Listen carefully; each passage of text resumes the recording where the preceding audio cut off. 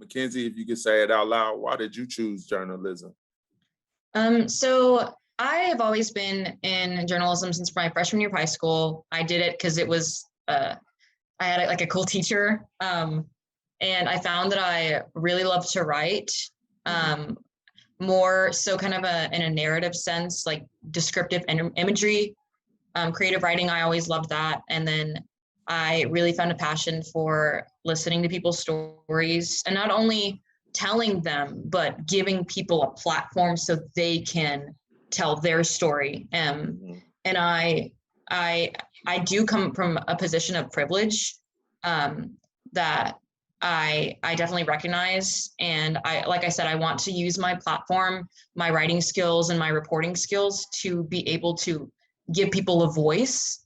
And so they are uplifted, but not necessarily myself. And I think that's really important. So I've always had a passion for journalism. And I've always had this tendency to never give up.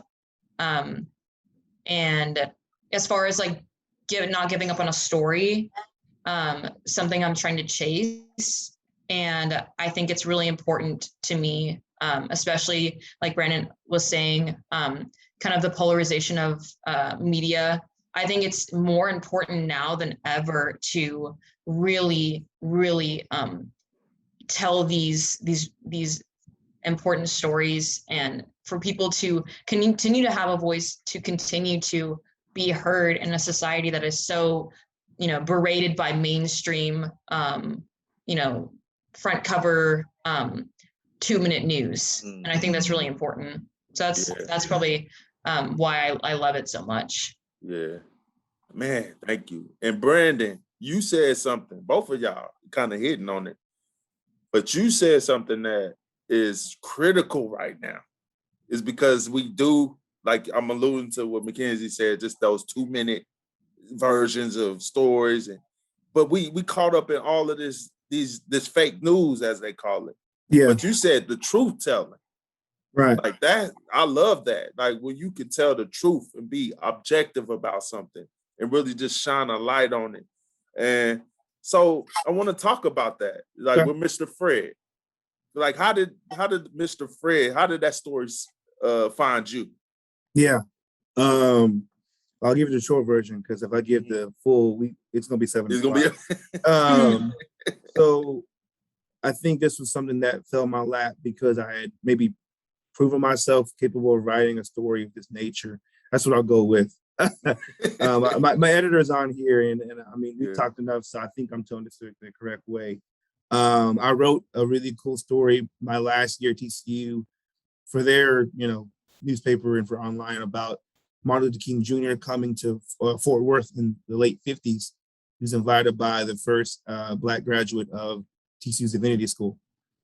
And so funny story, I was actually moving to my next apartment in Denton for my last year of grad school. And that particular night, my professor for journalism reached out to me and said, "Hey, Brandon, TCU Magazine wants to reach out to you to write a story about a lynching that occurred in Fort Worth back, 1921.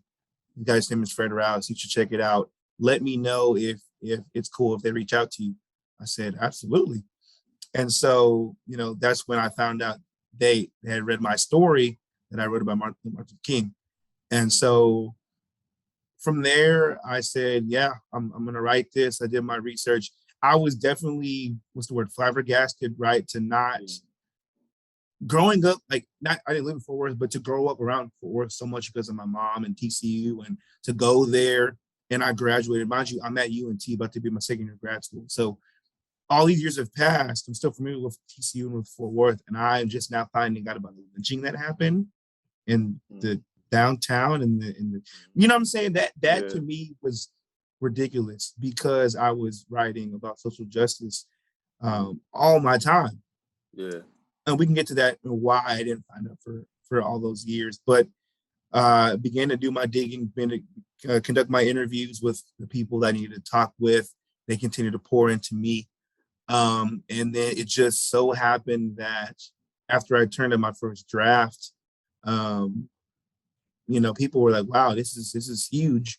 But we didn't think it was as huge as what we thought it was. This is a good write up, cool.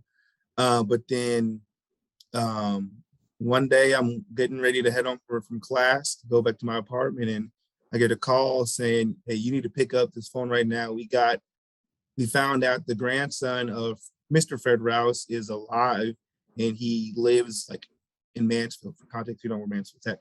It's like 20 minutes from Fort Worth." What? What do you mean? Right? This is like a whole left curve, but for the best. Like, we've been saying the term divinely ordained, like God had a purpose for all this happening at the right time. And so we all got on the phone that day, talked to Fred, and from there we knew we had something bigger and larger than we ever imagined. So that pushed the whole timeline from getting assigned the story, like the beginning of August of 2020 for December of 2020 publishing. And we pushed it back and upgraded from a different publication to the TCU Magazine, universities wide. And it came out in the middle of May. So, it was like a 10-month, 11-month process. That's a short version of how we got Fred Rouse. Now me and him are good buddies. Man, that is so cool. So let's just go deeper into the process. So once you figured out, once Mr. Fred Rouse found you, that story, that article, like what was your first steps that you had to take in order to initiate this? Well, I said, so I started with, you said the first part was finding Fred Rouse, right? Is that what you mentioned? Okay. So that's kind of like the second midway point, because I had already turned my first draft in, interviewed my main source, interviewed some other, some students, got their perspective. So I kind of had the meat of it done, right? So adding Fred Rouse to the equation was just honestly reading the room, right? Though I want to talk to him about it, I think journalists, like, those big headlines Mackensi mentioned, oh my God, this is gonna get a bunch of clicks. Like, obviously you want to talk to the grandson, but you have to be respectful of his feelings and of his family, especially when you find out he didn't even know about his grandfather's tragedy until last year himself. This is a 40-something-year-old man with a wife and kids, right? How do you process that at that age, knowing not that your life's a lie, right? I wouldn't say that, but like a whole part of your lineage and your family history has been hidden from you, which it was, right? We could talk about trauma and and kind of actively avoiding talking about horrible things because you think you'll heal from it. You don't. That's not how that works as human beings. So you are traumatized. You are having to grieve, and he's crying, he's hurting, his family's having to reconcile this pain. So my point about that is the reporter, like the journalist, the writer is, well, obviously I'm going to reach out to him and offer him, my sincere, it's like, hey, I know this is hard. You found out, but whenever you're ready to talk, I'd be glad to. I understand if there's any question that I ask you that's too hard, then let me know and we'll just not talk. We'll just go a different route. But, he was all in. When I say I could ask anything, he may not have known the answer, but he was going to at least speak about what it made him feel like, or that one day he might hopefully run across information. He's a super candid guy. He'll tell you the truth and he means well. So I thought that was the most unique part about it. So when I got that interview done and entered that to the story, we had some magic going. And say not just because, oh wow, like we're getting to add Fred to the story, but it was like he's pouring his heart out. If you read the story, how can you not feel for this man? How can you not feel for the family? And how can you not relate to looking at something happening in 2021 or 2020, right? Think about all the police brutality stuff that was happening or in other communities, right? When you're seeing hate crimes and racial like crimes, how do you not feel for somebody? And so I think that was what brought it home for me and for the editing staff at TCU Magazine. And since it's been out, it's been a hit. So really glad that it all worked out that way. Man. So during the process, you kind of mentioned being able to connect with the person and understand from an interpersonal standpoint. Like, what are some skills that you recommend as a journalist from a soft skills standpoint, because I know Mhm. technical with writing, we can talk about the technical, but from a soft skill standpoint, to get the information that you need Mhm. without, overstepping somebody, or so what are some of those things, those elements that make you to be able to tell the truth? Definitely. Yeah. Well, I think it's always it's a tight rope to walk, right? And it's never a one size fits all approach. Um, you know, I think it's free game, right? That for any young reporter, right? The more respect you give to somebody, genuine respect, that can lead to more exclusive information. This is called for what it is. If you don't badger that person, you're respectful, and you try to establish boundaries, ma'am or sir, or whoever. I recognize this is a very hard conversation. You're the best source to talk to, but I respect your personal boundaries, your family.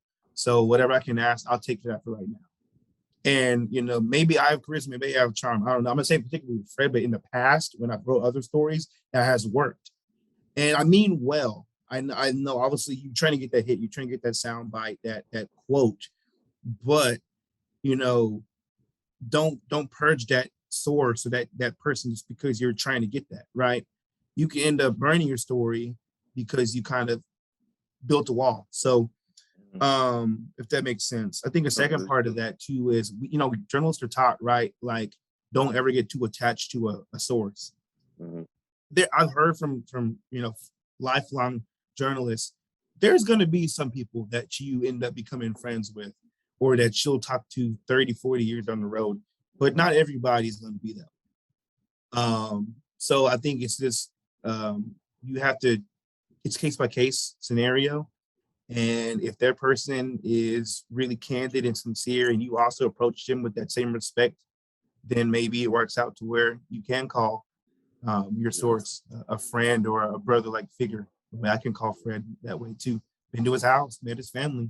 Like, it's genuine love. So, sometimes it's play by ear. I think it's really important, like you were talking about, to treat your the people you use for your story as people and not as quotes or things that you can write in. Because like you said, the more that you treat them like human beings and you have compassion for them and understanding, the more obviously, a lot of times people are just closed off, but like the more open and receptive they're going to be to you. I mean, no matter what you're doing, whether you're doing a riveting investigative article or you're just writing about, a like a new bookstore that opened up. So I think that's just one of the most important things about journalism. I think that's probably like a big part of what contributed to the success of your article. Thank you, Mackensi. And I think too that builds credibility, right? I mean, exactly. All it takes is one like off article or you switching up on somebody and they call you out, and you kind of taint your own reputation and even that network or company you work for. So I just try to be 100% Brandon Kitchin every single day. I don't change for nobody, and it's worked for me. So that's my advice. Be you. Yeah. And just to add a footnote on what you said, and Mackensi, you hit it on the nose. Just taking it beyond just the investigative article, if we think career development and trying to network and trying to get into a job, treating people with respect is crucial. Right. Especially if you're trying to get that recommendation, especially if you're trying to get somebody to advocate for a position.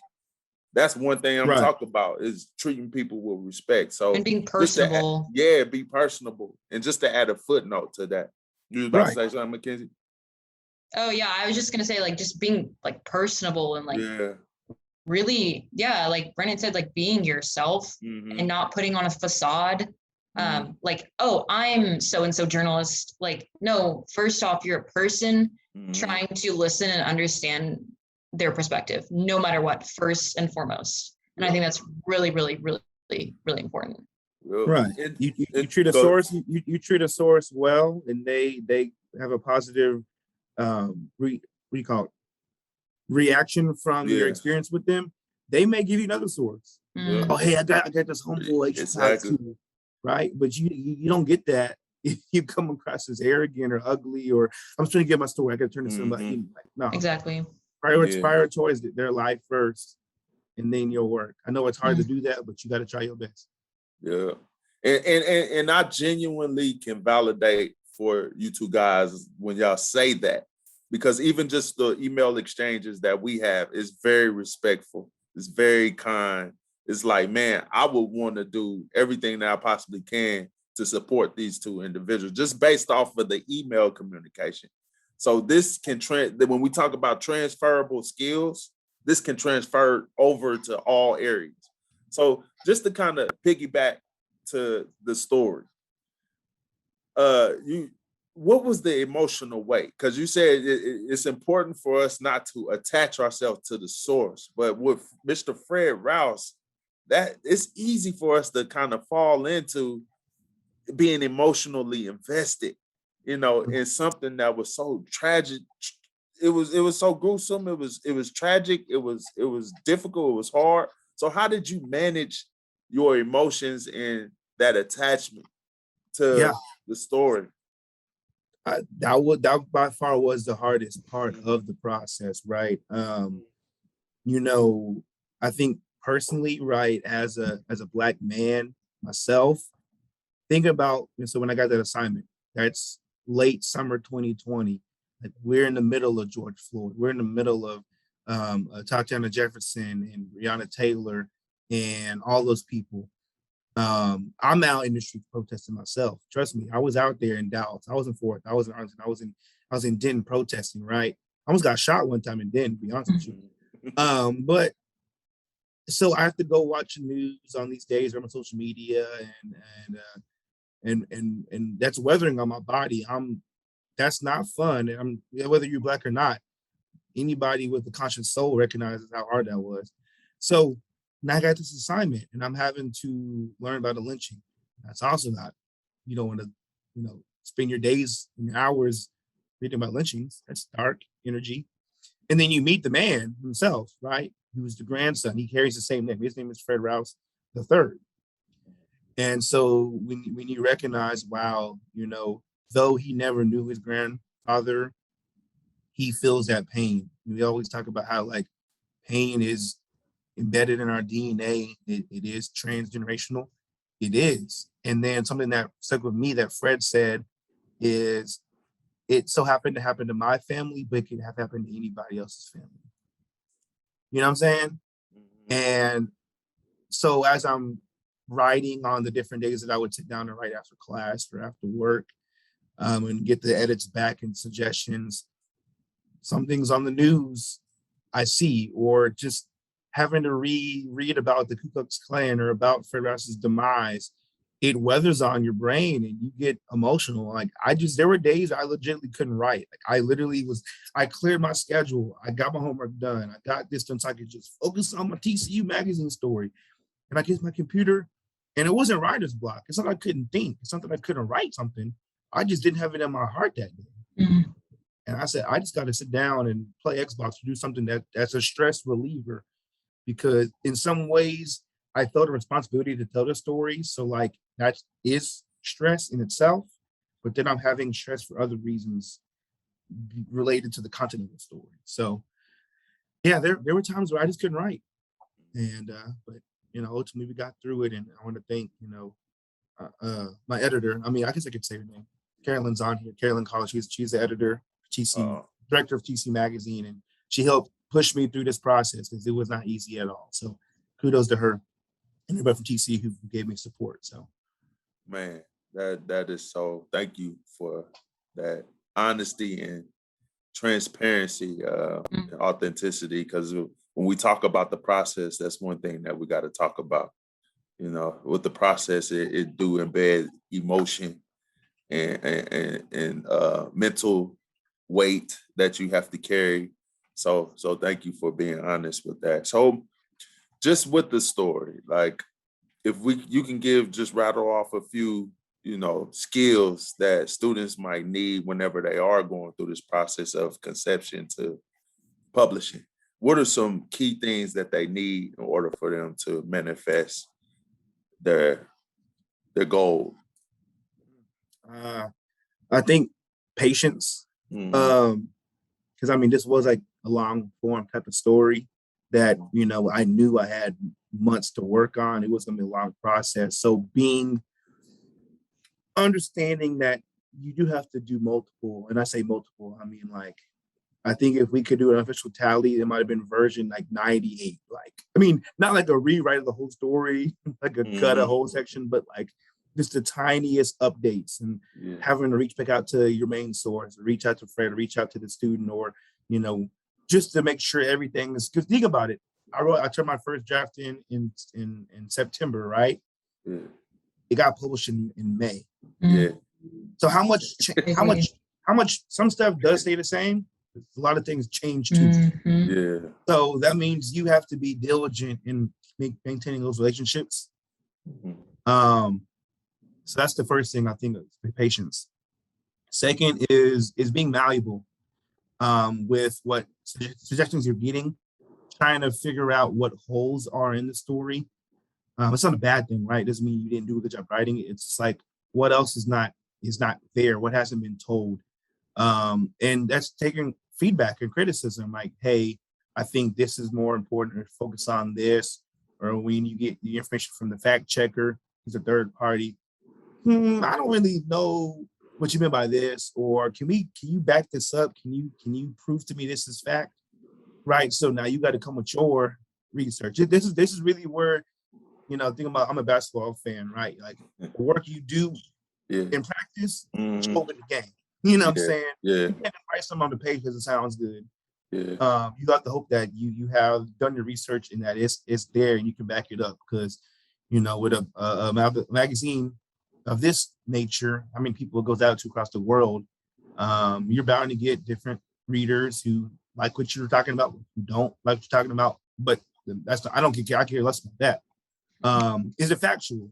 We don't want no errors once this gets printed and sent across the world. So just, but also, I think I got on a little tangent.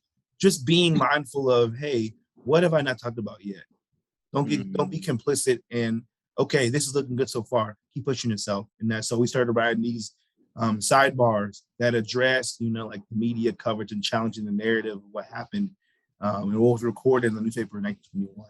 Like looking at it from like a racial lens, or what is the definition of a lynching? And then were there other lynchings or so quote unquote hate or racial crimes, terrorism acts in Texas or in the state, you know what I'm saying, or in the city? And then what was my other one? Just even giving some more context on the dance professor, who's the lead charge, Adam McKinney. He is a brilliant man. So he's a dance professor, but he's like a social activist besides not just Fred Rouse. He does other projects that address genealogy and other trauma. And so I think it's important that in an opportunity where you have space and page to talk about some of that, to give him more credibility. Oh, he's already done this project that's won awards. He's gone across the world. That only helps strengthen what you're talking about with this main thing. So those also took time. So being malleable, flexibility, patience, and just enjoy the process. If you don't enjoy writing it, then how you gonna help that anybody else is gonna be excited to read it. So yeah. I hear you. Man, that's good advice. Cause I'm like, man, when y'all even said that you wrote the article, I think you said in September. That was my first draft. And then it didn't get published until what? May 19th. That's crazy. I'm like, man, I'm kind of impatient naturally. I'm like, I want to get stuff done. That'll be a hard thing for me. But nah, that's so cool. Thank you for that advice. But I do want to ask this, like, what were some high points for you? What were some checkpoints that during that patience, it was like, whoo, okay, I could go a little bit more. Like, man, this is going, I see the finish line, So sure. The first one was getting like the confirmation that, well, I'll say it this way. Turn my first draft in. Karen Lynn's like, this is great. We're gonna keep pushing it. And then I said that Fred Rouse thing literally was a hitter from nowhere, just slapped me straight in the face on a random day. That was a checkpoint. When I talked with Fred and had an interview, that was probably the highest point for me, because I was like, this guy is awesome. And he's involved. He's not just, the grandson who's going to just talk about it and then like kind of sit on the backside. He's actively engaged in this work. So that was a dope experience for me. Another high point was when the spring, and maybe we can get to this in a little bit. Adam, who's the mastermind behind this memorialization project, him and his husband are co-founders and directors of an organization called DNA Works. And they had it was the weekend of the anniversary of the lynching. And so he was lynched on December 11th, 1921. But that whole week they had like this bike tour where people can come out and experience all the various sites of Fort Worth that have to do with Fred Rouse. So where he worked, where he was lynched, where he was housed in the hospital, where he was abducted. And then you go to the Ku Klux Klan. The former Ku Klux Klan building, their headquarters, that building is still there. They're trying to turn it into something else. But you get to see all of that. And he invited me out to experience this tour. And I got to actually see the stuff that I was writing for the first time. And that took it to a whole nother level. You know what I'm saying? Yeah. So those are my 3 high points. And then the last one for me was when everybody on board from, TCU Magazine, marketing communication, like research people, and then a chancellor, at TCU, the chancellor is like our president. They all had to give green lights. Mainly the chancellor to give a green light that this story would be the cover story. And that was dope. I just didn't expect it to even get published at the magazine because it wasn't supposed to, but then now I'm cover storying my first ever publication in my life. So I jumped for joy then. So just glad that this process was extremely, like, it was riding high. Only goods come out of this experience so far. We're not done yet. Oh, that's so cool. Man, you forgot to mention me and Mackensi as a highlight too, man. Come on. No. Make me feel better now. No, man. But no, that is so cool. Because sometimes we have to be able to embrace those checkpoints. Right. When we can't see it, you're like, oh, what's gonna happen next? But when you do get that good news, you gotta hold on to it, and you gotta really appreciate it because it helps to get you going until you achieve your goal. So, man, that I just wanted to ask you that question to bring that point up. So thank you for sharing that. And I got a few more questions, then we'll just kind of get thoughts on this whole conversation. But if y'all have any questions, please put them in. We definitely want to chat right now. I got on my screen. You got questions? No, I don't have anything right now. I'm saying, but okay. I got the menu parts. Right. If anything comes in, I'll check it out. Okay, cool. So, for Mr. Fred Rouse, you wrote this story, like the life of Mr. Fred Rouse. What did you learn that you would want to share with us from his life? Well, I guess there's still some information that we, don't truly know. We can assume like where he may have come from, right? We think he came from like Mississippi, but I guess I haven't been able to truly find that. Adam has more information on genealogy than I ever did, but I trust him. So he gave me some good information that I was able to use for the story, right? But what I do know is, Fred, asking Fred, the one who was lynched, let's start there. So the original Fred Rouse, he was just a baby. He must have been I think it was 4, 5, 6 months. He wasn't even a year old when Fred Rouse the second. See, there's 3 Fred Rouse. So Fred Rouse, as in the actual when he was lynched, he worked at the meat packing facility in Fort Worth, one of the big places, in Fort Worth was like the cattle king of the country at this moment in time. He had a wife, he had kids. That's right. And he's just trying to provide, you think about the labor unions and all those things and how ugly it was for, not just Black people, but, Asian Americans, Hispanic people, like immigrants of the United States, were in the 19 teens and the 20s. It was ugly, right? And he's just trying to provide for his family, and he goes to work one day and walking through these picketing lines of white angry mob people, and demanding more money and all these things, and he gets beaten within an inch of his life. Miraculously, he survives, right? Laying in the hospital bed in the basement Negro ward of a hospital, literally 2 buildings away from Bass Performance Hall. You ever been down there? The building is still there too. But yeah, Bass Performance Hall, two buildings down. It's actually owned by Bass now. But anyway, he survives that.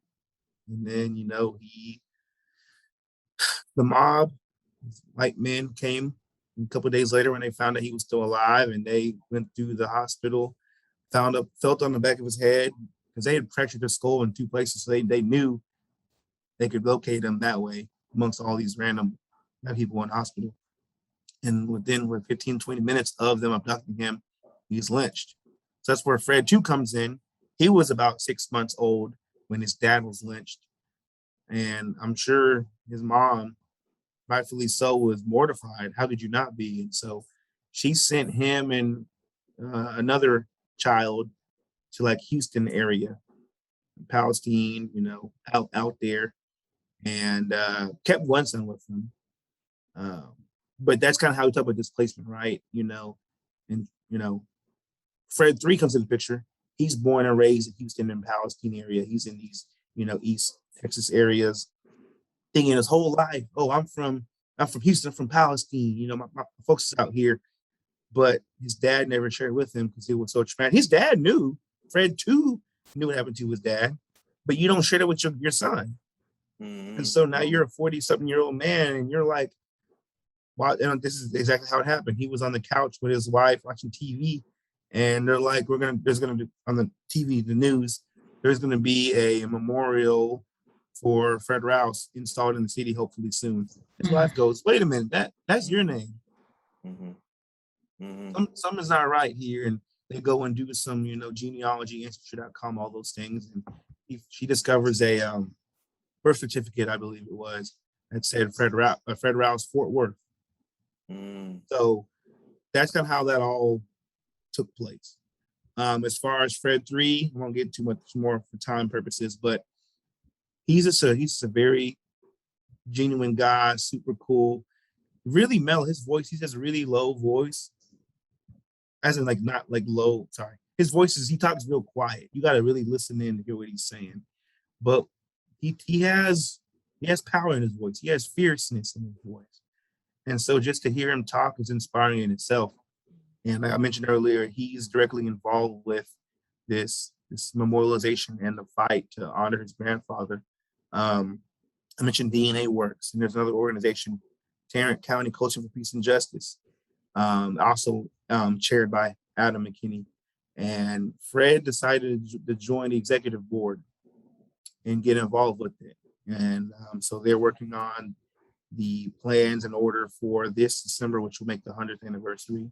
And they'll do a big celebration, I guess you call it celebration, honoring of the grandfather. They purchased the land where he was lynched, and they're going to turn it into a memorial park. It's going to be beautiful. And yeah, Fred also serves on like the, what's it called? It's a committee, the grounds committee. And his job right now is to make sure that site where the lynching took place is in good order. He literally goes up there and mows the grass where his grandfather was lynched. He said he prays and talks to his grandfather while he's doing that. Like, you know what I'm saying, how powerful that is? Mm-hmm. Yeah. And so I'm inspired by that. Like I said, I don't know, I will never relate to that experience, but to see it and hear it and to get it experiences, man, that is some true strength. Man. So that's a little bit about the Fred Rouses from number 1 to number 3. And he has a son named Fred Rouse IV. So that's what's up. The name continues. The name continues. Man, that is so powerful, man. Yeah. I think one thing when I was reading the story that I really appreciated about the original Mr. Fred Rouse that you wrote about was that the fact that through all of the calamity and chaos that was going on, just the discrimination and segregation, he still wanted to show up to work and provide for his family, regardless. And that's powerful to me, because we do face a lot of things, just everybody. We all got some challenge. But for us to persevere like Mr. Fred Rouse, it just that's inspiring to me. So that was something that really stuck out to me with the whole situation. And to finish it off, and then we'll open it up for discussion or any questions or any thoughts, final thoughts. Like I listened to this podcast, and I love the question that he asks each person that comes on. It just really, really, that's a great question because things are always changing. So he say, this is my question to you. He's like, during this whole experience, what did you change your mind on? Wow. It's a powerful question. I love that question, man. What did you change your mind on? On the hot seat for real. I'll say this. I think this is the first thing that came to mind. I'm very transparent and honest, so I'm gonna give you what came to mind. Mm-hmm. Out of evil things that happen, good can actually occur. I didn't really. That was like a fairy tale, like cliche answer, but I didn't really believe it until now. You know what I'm saying? Like, I mean, how many movies do you see where, especially like biographical movies or movies about real life people or events? It's like, oh my gosh, it's happened, and we know Hollywood, how they try to dramatize things. Yeah. Like Fred legitimately told me on his interview, this is a movie, and I agree with him. Right, that 100 years later, this can all occur. So I've always been an optimistic person, but I'm now more optimistic than ever.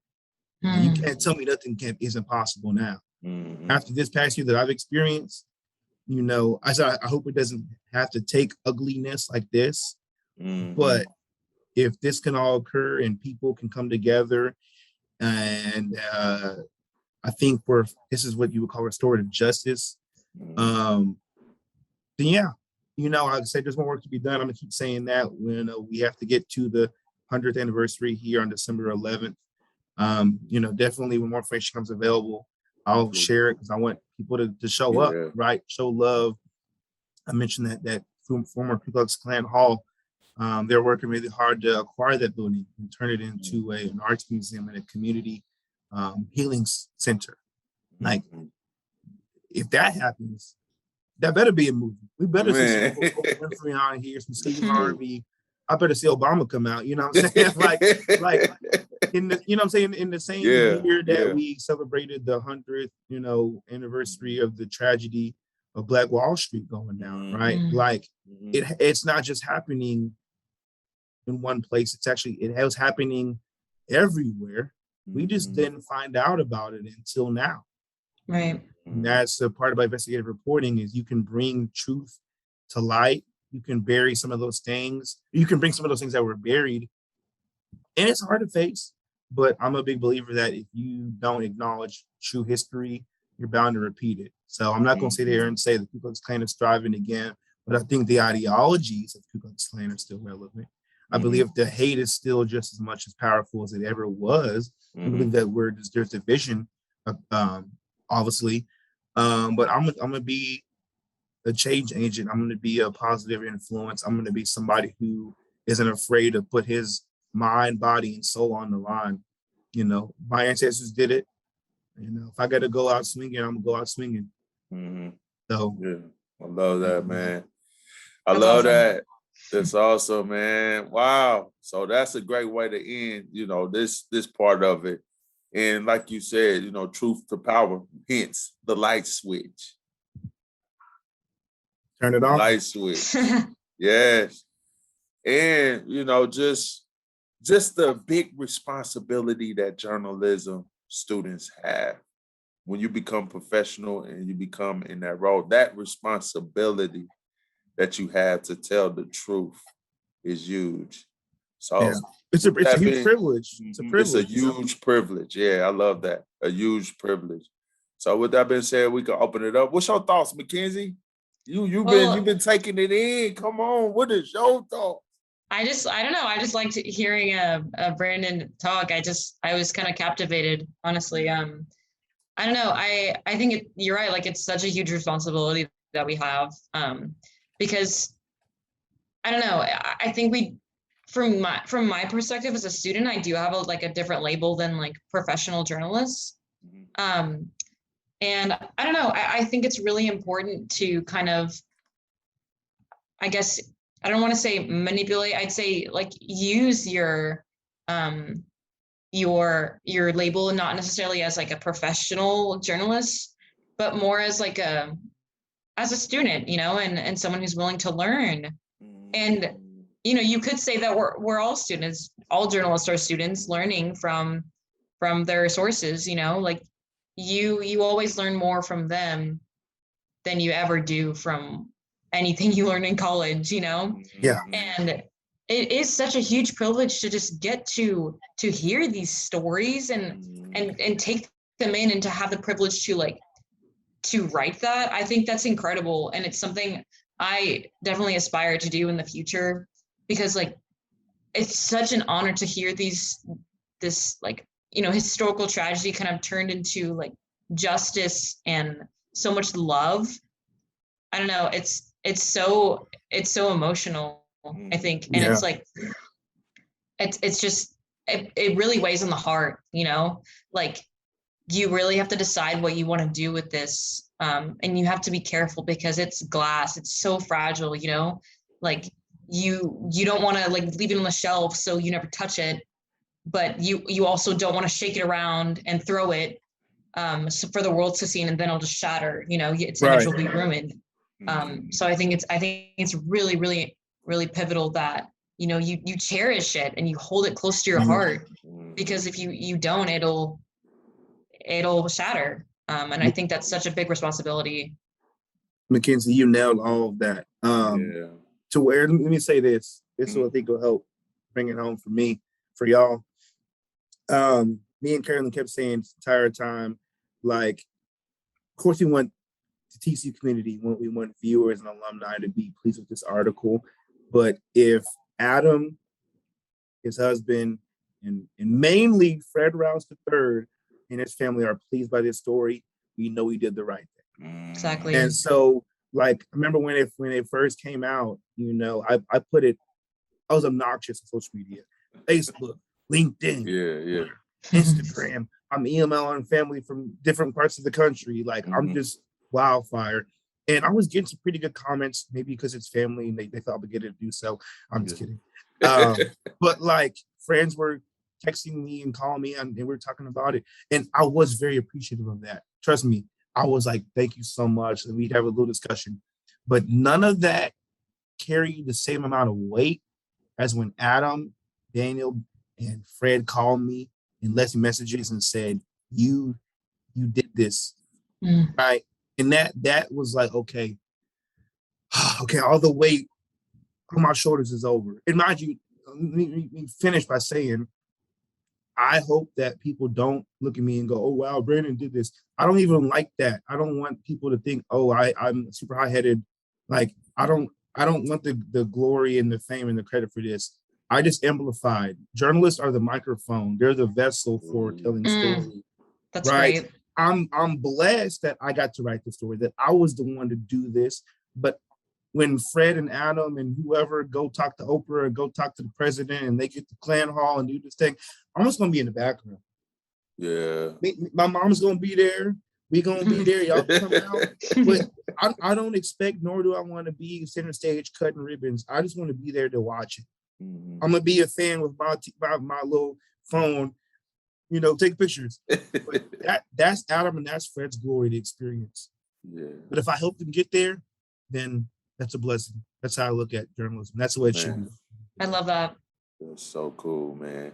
I know we coming up on time. It's 7:00. So how can they get in touch with you if they want to reach out to you and connect with you, Brandon or Mackensi? Most Yeah, I definitely want to here. throw that in there. I'm gonna drop a couple links real quick. So Okay. one, most importantly, this is the story itself. So go check the story out. Mhm. TCU Magazine. At the bottom, you also see another panel discussion that I was featured on in the last June. It had Adam, it had Fred, it had Miss Opal Lee, the grandmother of Juneteenth. Those are my panelists, and I have co-moderated with TCU Magazine or TCU Alumni Association President and Board of Trustees, Tracy Williams. So check that out. As far as my contact information, apologies that it's, sorry.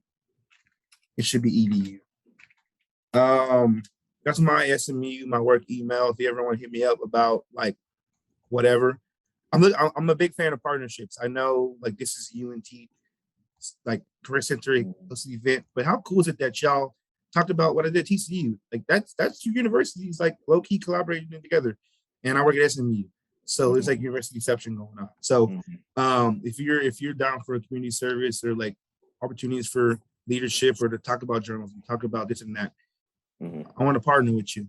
That's my whole job, is to educate people on diversity and social justice at SMU.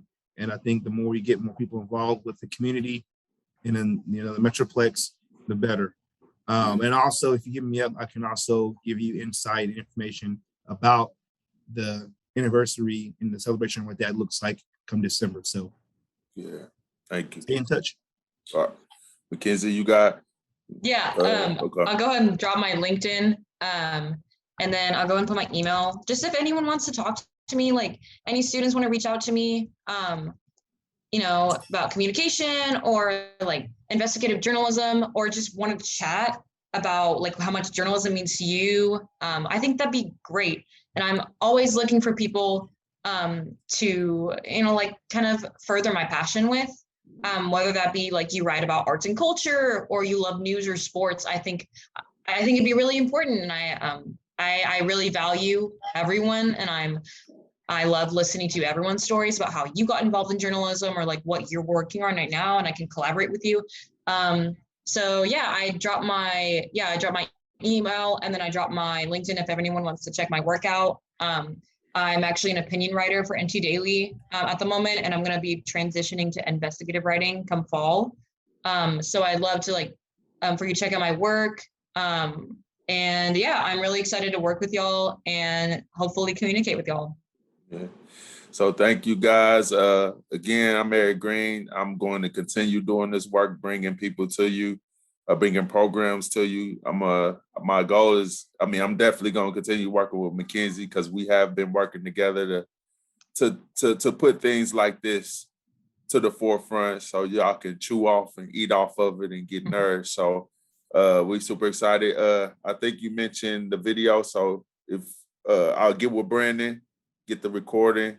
I'm still learning this Zoom thing, so I'm a Zoom on it. I'm gonna learn quickly, but and I'll get it out to you. And then I do want to recognize Carolyn. She was a partner with Brandon, so definitely want to acknowledge that, because you were the editor on there. So thank you so much for doing this work.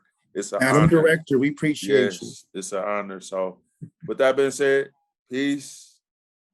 I see y'all. Till next time. Thank you, Brandon. Thank you, Mackensi.